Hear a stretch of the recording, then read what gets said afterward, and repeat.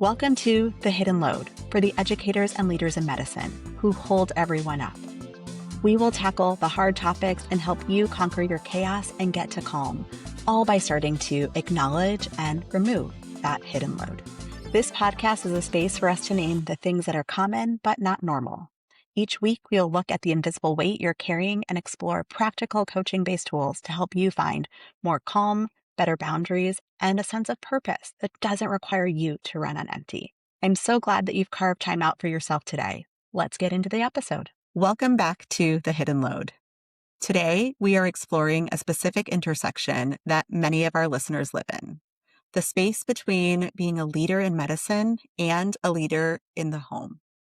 If you are a program director, a section chief, a senior attending, or a community attending, you're used to being the expert amongst your team. You're the one that people go to for answers. But what happens when that expert identity also follows you home, but clashes with the messy, unpredictable reality of parenting? I am your host, Dr. Santina or Tina Wheat. I'm a family physician, an educator, and a career and life coach. And today, I am joined by Dr. Juhi Raizada. Juhi is a pediatrician and a parent coach who helps high-achieving moms navigate the invisible labor of parenting. Juhi, you've noted that for women in leadership, the load isn't just about tasks. It's about the pressure to stay composed in every room that we enter. Welcome to the podcast. Thank you so much for having me on this wonderful podcast. I'm excited for this conversation because we all are leaders, whether we wear that badge or we don't. I know that every mom is a CEO of her home. And then as busy working, physician moms, a lot of us sometimes find ourselves in a little bit of a lonely place. And that's where that hidden load comes in. And we're just kind of navigating it. But sometimes it's good to hear from other women physicians the perspective that they have on this as well. Absolutely. I think that that's so true. That aspect of feeling like you're in a lonely place can feel so real to so many people. I feel like we see other people and think that they have it all, and reminding each other that it's not easy, that it takes work. It takes a lot of energy and intentionality to keep moving. Tell me a little bit about how the hidden load showed up for you and made you want to do the work that you're doing now. Yeah, thank you. So with me, it showed up in little bits and it was adding up. I didn't know that it was kind of running in the background and it was wearing me out. I, on the outside, was a pediatrician who was very confident. I've got it all. And on the inside, I was overwhelmed. I was finding myself yelling at my kids and then feeling guilty about it. I was finding myself trying to do the best, but then still feeling like I was failing somewhere. And it just kind of just broke me when one day I was yelling at my teenager and I didn't know what was happening. I did not want to do it. And that's when I went on this journey because there was going to be a better way. I was going to find it. And when I learned the tools, that's when I started on this journey of self-awareness.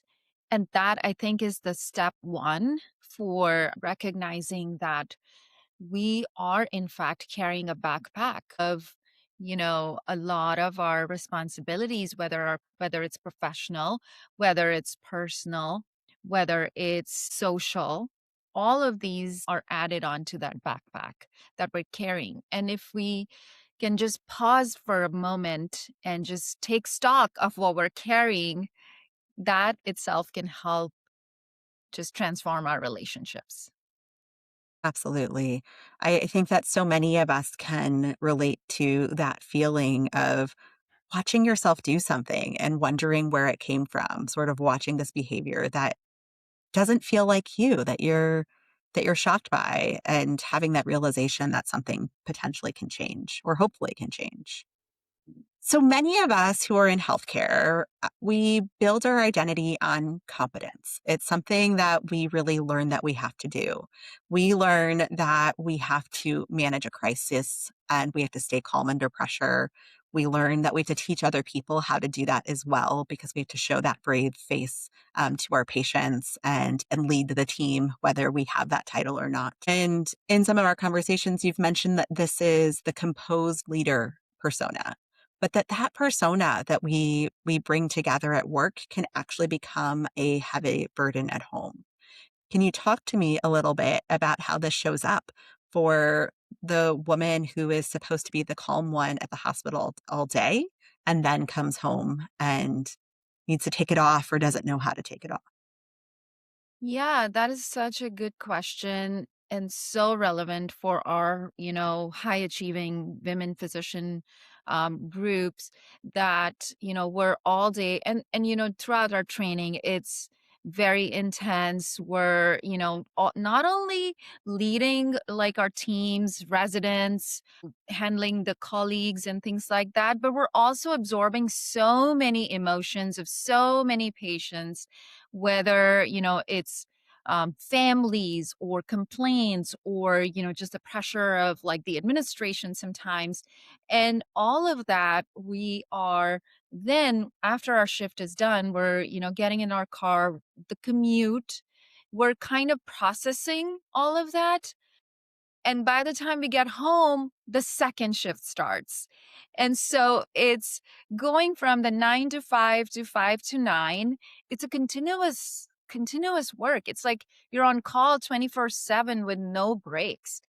And so if you can imagine, being on call just in the hospital 24/7, 7 days a week, nonstop, what's that going to do to, our nervous system, our health, our physical, emotional health? And that's kind of what happens to a lot of us when we are finishing our first shift, going into the second, and not recognizing that break in between and not kind of taking it in, then it comes out on our family members. Because then comes a question of dinner and activities and sports. And, obviously, as high achieving parents, we want to give the same kind of environment to our kids. And then we're putting a lot of pressure in turn on ourselves sometimes. So I find that, just kind of taking stock of all the activities and all the evening events that are have to happen helps offload some of it and maybe delegate some of it, and that helps your nervous system stay more regulated. It's so true. I have so many memories of honestly even actually being on a 24-hour shift. I used to deliver babies frequently, and so being on a 24-hour shift and managing all that was the hospital between the newborns, the laboring moms, and then coming home and having a sick child or having someone that was upset about something that happened at school. It really did feel like nonstop, and there was not that ability to slow down and breathe and separate some of those pieces. I originally did not learn how to do that. That wasn't modeled very well for me when I was in training and a young attending. So, for someone who is focused on maintaining control, because we know that control in medicine, it really is a virtue. You're praised for being the one that can maintain control in emergency. You're praised for getting it all done and not having a strong reaction. We want to make sure that there's control in the curriculum or the safety protocols and the clinical outcome. How do we talk about losing some of our grip on that control if that's what we need to do in order to lighten the load at home? Yeah, so it's really important that we do have to separate our work from our home, in a sense that when we go and practice medicine, yes, we want to take care of our patients and we want to diagnose and fix, quote unquote, the problem, right? But when we are stepping into our family life or our personal life, relationships, I think the key is to lead from connection versus control. I think the key is to lead from connection versus correction. And that piece comes from empathy and active listening. So sometimes, when we're in our office or in the hospital, yes, we're very good listeners. We're very attentive to what we need to tend to, and we fix, we diagnose, and we move on to the next. But at home, these are the people that we are actually, raising. These are little people that that are going to turn into adults. So it helps to kind of think about our values and the things that we are trying to inculcate in our next generation. And if we pause and we lead with connection, it actually decreases burnout and it improves and transforms our relationships. So tell me a little bit about how you recommend we lead with connection at home. So I recommend and I teach my clients the calm parent method.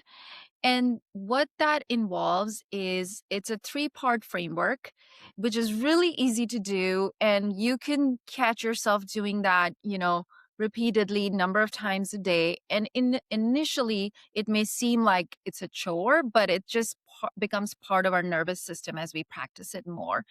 And the three components are really simple. The first one is pause. So I usually will start with a pause if I feel like my temperature of my body is rising. I'm feeling like tightness in my shoulders. I am feeling tightness in my jaw. I catch myself and I pause. When I pause, it could be a deep breath, or it could just be closing my eyes for a few seconds, and that helps me just not yell, at least at that moment. And then secondly, I name the feeling. And naming the feeling, it's not always that you're yelling for the same thing or you're getting upset at the same thing. It could be you're frustrated, you're sad, you're disgusted, you're disappointed, you're upset. So there's all these emotions that we all kind of sometimes put in one bucket, but they're all different in their own way. And so if we name it, we can tame it. And so it helps to name the emotion after we pause. And we're still not finding ourselves, doing any sort of reaction or anything to our kids or our um, in any relationship. From there, I recommend that we shift. And the shift is, let's take a minute and we'll talk about this in a minute. Or let me think about this response and come back to you.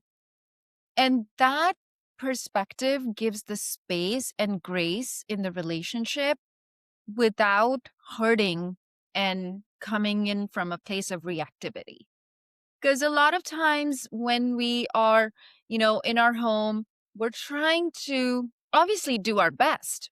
Everyone's trying to do their best, but the best may not be perceived as a constructive thought or a constructive criticism. And so it's important to lead with empathy. And this method helps lead with empathy and avoid the reactionary responses in homes. I think what you just said is so important. And I think works not only with our children, it works in so many spaces. It's really about having awareness of what we're feeling. It's about the taking the moment to breathe through it. I think 30 seconds in just about any situation can make a Yes. huge difference in how reactive you really to be intentional about your response.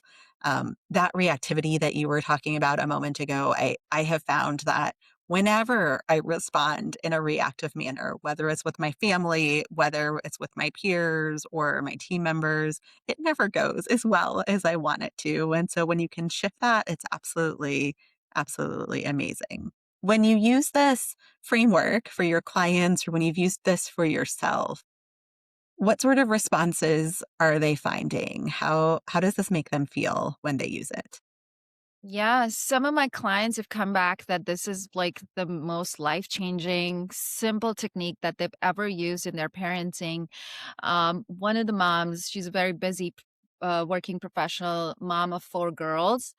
And she was having a hard time connecting with the girls as they were turning into teenagers. And she came back to me and she was just like, I've used this and now my girls are using it too. And it's Even just, better. yeah. And the whole home has turned into so calm and peaceful. Whereas before it was just chaos and, it was just a lot of unrest in the relationships. And they've just blossomed into positive relationships now. So I think that that really speaks a lot to, how this powerful this could be because a lot of times, we're reading a lot of books and we're trying to find solutions that are like right in front of us sometimes. And I don't think we always talk about it this way, but I think that happiness at home and sustainability at work are so interrelated. When you're really unhappy at work, it's hard to be happy at home. When you're very stressed at home, that also carries over to you in work. And it impacts how others can sometimes run into us or see us. So how do you go from that fix it mindset? You just gave us this framework, but you have to be open to that framework, right? How do you go from shifting it to that fix it like a clinical workflow to not trying to fix your kids? Yeah, no, that's such a great question because again, a lot of us like women physicians, we're just all about, we're used to that kind of fixing mindset.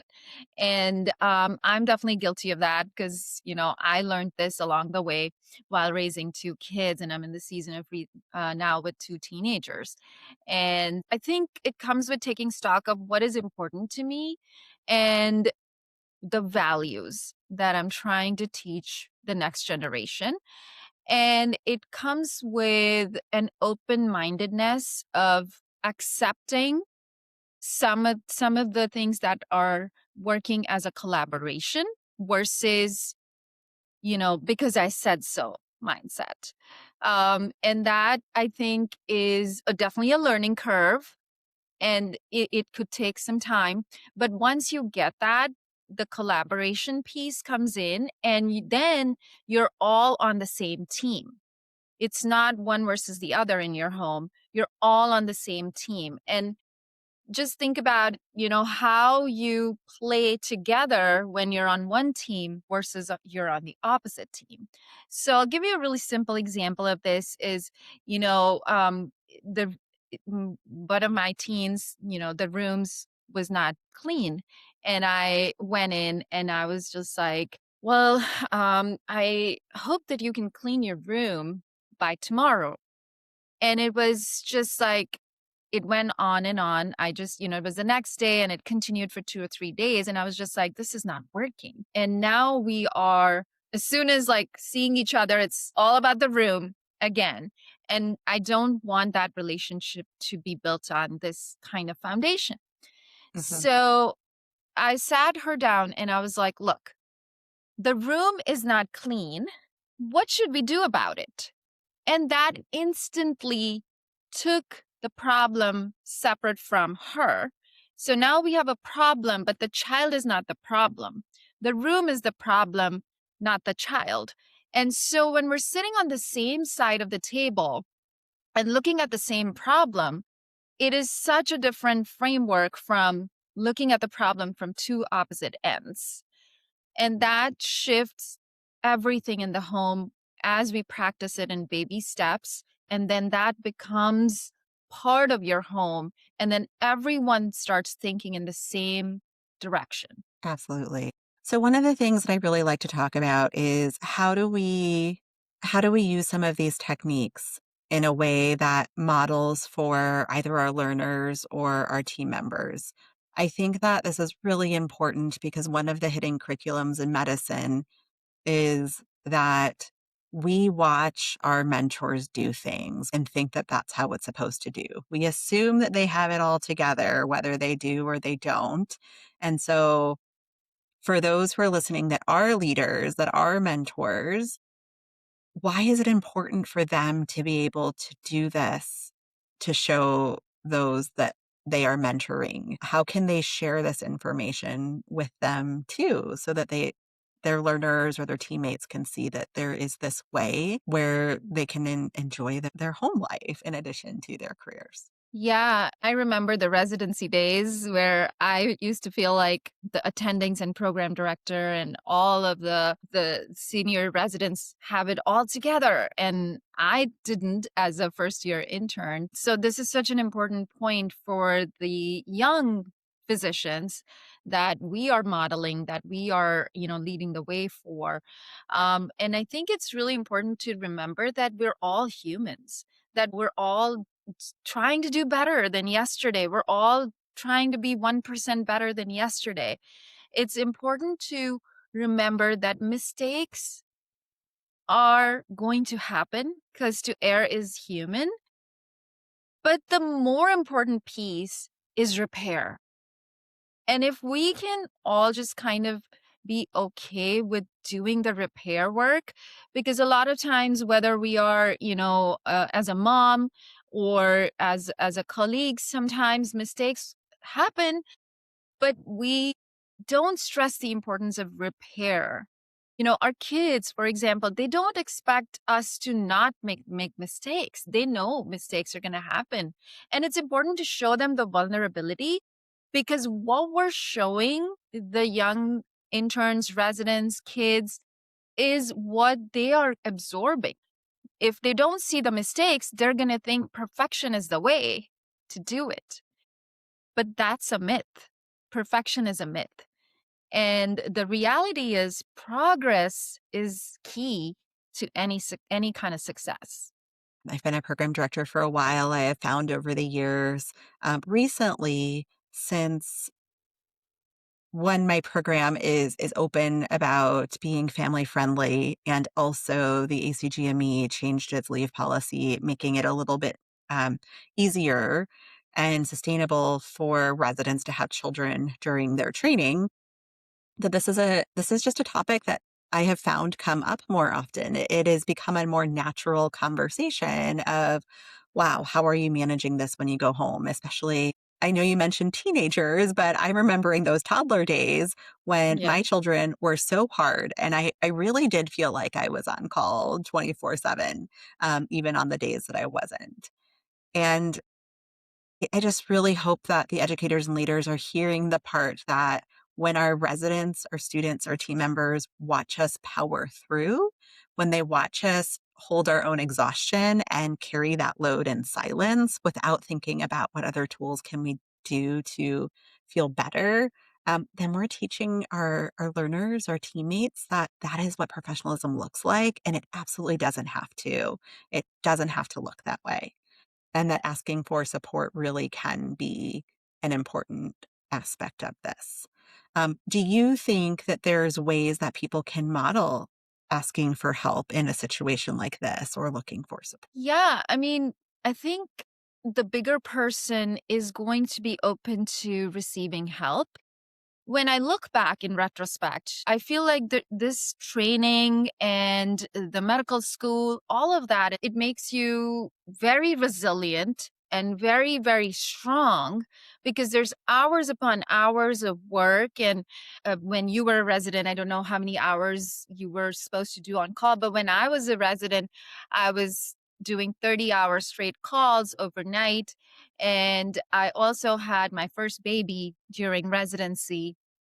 So I, have slept on couches during pregnancy and things like that while being on calls. So, it kind of does make you more, lack of a better word, like more stoic and a little bit more resilient. And you feel like you can do it all and you've got it all. And then it's really hard for us to receive help. So I think the way to model this would be to be open to receiving help And it's okay. It doesn't make me a small person if I'm getting help. It doesn't make me weak if I'm receiving help. It makes me human. It makes me, just like the other person. And so sometimes we forget that as a physician, women physicians in this field. And you did mention perfectionism earlier. We Hmm. absolutely, it's important to soften our own expectations of Hmm. perfectionism, because when we're able to do that, then we can show others that they don't have to have perfectionism. And that really does help us create a more sustainable culture, especially for that next generation of doctors, because I really do hope we have that. Um, so, as all women physician, but especially those who are leaders or educators, often thrive themselves on being over functioners. We try really hard to anticipate needs before they're voiced. That makes us great chiefs. It makes us great medical directors. Um, Honestly, it makes us good parents sometimes too, because we're doing the same things for our families, but it also leads to extremely exhausted parents. So, what's a practical shift that someone who prides themselves on overfunctioning can make tonight? Like one little thing that can help them stop carrying the responsibility for how everyone around them feels. I think it starts with asking good questions because sometimes we assume, and I find that whenever we assume, we're not really understanding the needs of the other person, whether it's a younger physician or our kids. And so I found that if I ask better questions, I get answers, and that sometimes helps me even lighten my load of, which direction I'm supposed to go. Like maybe I'm thinking that everyone wants, just a very simple example, like everyone wants home cooked dinner, but maybe everyone doesn't want that, or maybe everyone's okay with leftovers. And that lightens my load and it just takes so much off of my plate. So I think that has helped me personally and my clients as they are asking better questions. They're getting, more and more insight into which direction to lead with. So, there's obviously things that we can all do as individuals to make our lives a bit more intentional, a bit more sustainable, a bit more calm. But that doesn't ignore the responsibilities of the system. What can we be advocating for in the system to help support our, particularly moms in medicine who are feeling this overwhelm? How can we help? Yeah, I think moms in medicine, definitely, we are a special group of moms who trying to do it all. The thing that I think the system wide is something that we can change is somehow if we can incorporate a little bit more flexibility in our schedules, a little bit more acceptability of if we're raising a child, they can get sick and our caregiver may call out. It's not something that is should be unheard of, just like other professions. I see my non-physician friends with little kids much less stressed than me because I am feeling guilty of calling myself out because I have a sick child. I have a duty for my patients and my families that I consider my families as my patients too. But I also have a, a duty for my own child at home who's sick and has a fever. And so I strive every day to kind of bridge that gap and figure out what can we do better to help the women physicians feel a little bit lesser loaded with this guilt of constant battle of should I go to work when my child is sick or should I stay home? It's not just when they're sick. It's also when their school tells you they have a performance and it's only 3 weeks before the performance, like every single time that my children have had one. Or when they get accepted for something. My daughter recently was accepted for a science fair, and arranging to get her there caused stress in our household. We're thrilled that she's doing it, but Yeah. those things where you want to support your family can be challenging, and thinking about the work balance if there's not flexibility. I'm very fortunate to have flexibility, so we were able to manage. But I know that some of my colleagues would not have that feeling of flexibility. I think it bears saying that one thing that we could do is make that flexibility not just for the moms, but for all parents. Because I think that when everybody experiences that flexibility, then it doesn't feel like, oh, just that group of people needs something and it's better for all of us. With that in mind, is there anything else that you want to make sure that our audience hears today? Yes, if I'm talking to the leaders and the physicians and the leadership modeling, the young physicians that are up and coming are so hardworking. We have such amazing young talent in this country. Is that we want to just soften our edges a little bit, just smile and be human and have the empathy. If we lead with empathy and active listening, I think every relationship can transform and this world will be a better place. Absolutely. Such good words to end with. Juhi, thank you so much for helping us bridge the gap between our professional presence and our personal calm or our personal peace. I really appreciate you being here. If listeners would like to reach out to you, how can they find you? Yes. So they can follow me at Dr. Juhi, that's DoctorJuhi on Instagram. And if they DM me the word load, I have a special surprise for them. So just DM me the word load, LOAD, and I'll send you my free guide on invisible load that most of the women physicians are dealing with today. Absolutely. Thank you so much for sharing that.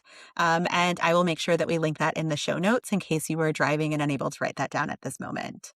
Dr. Juhi, thank you so much for joining me today. I really appreciate it. And thank you, everyone, for listening today. Don't forget that you can get free continuing education or CME credit by listening to this by going to the Learn at Pinnacle app.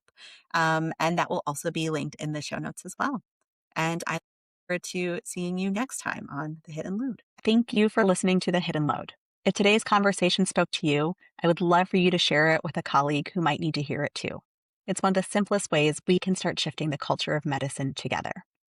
And remember, your time spent reflecting here matters.